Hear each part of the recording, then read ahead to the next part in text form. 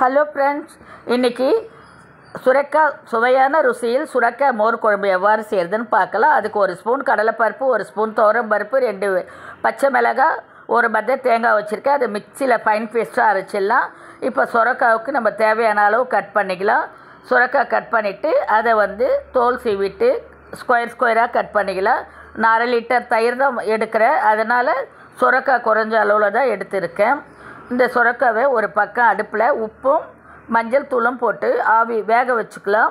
அது ஒரு பக்கம் வேகட்டும். மறுபக்கம் ஸ்டவ்வில் அடுப்பில் எண்ணெய் ஊற்றி ஒரு 2 குழிக்கரண்டி அளவுக்கு எண்ணெய் ஊற்றி எண்ணெய் காஞ்சதும் கடுகு போட்டு கடுகு நல்லா பொரிஞ்சதும் அதன் பிறகு 4 சின்ன வெங்காயம், 4 பச்சை மிளகாய், 6 வரமிளகாய் போட்டு காஞ்ச கறிவேப்பிலையும் போட்டிருக்கேன். நல்லா வதக்கலாம்.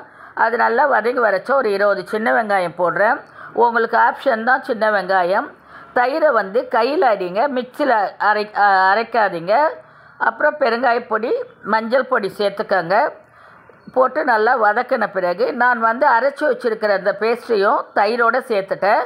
அந்த வெந்திருக்கிற காயை எடுத்து இதோட மிக்ஸ் பண்ணிவிடுங்க. மிக்ஸ் பண்ணி நல்லா ஒரு பரட்டிடுங்க. இப்போ தயிர் நம்ம நல்லா கையில் அடித்து வச்சுருக்கோம். அந்த தயிரை இதோடு ஊற்றிக்கலாம். உங்களுக்கு தேவையான அளவுக்கு தண்ணி சேர்த்துக்கங்க.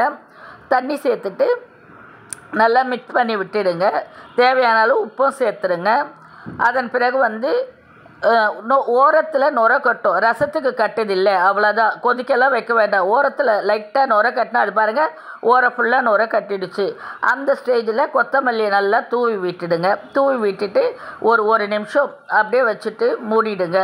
சுவையான சுரைக்காய் மோர் குழம்பு ரெடி. இந்த வெயிலுக்கு ரொம்ப இதமாக இருக்கும் இந்த மோர் குழம்பு.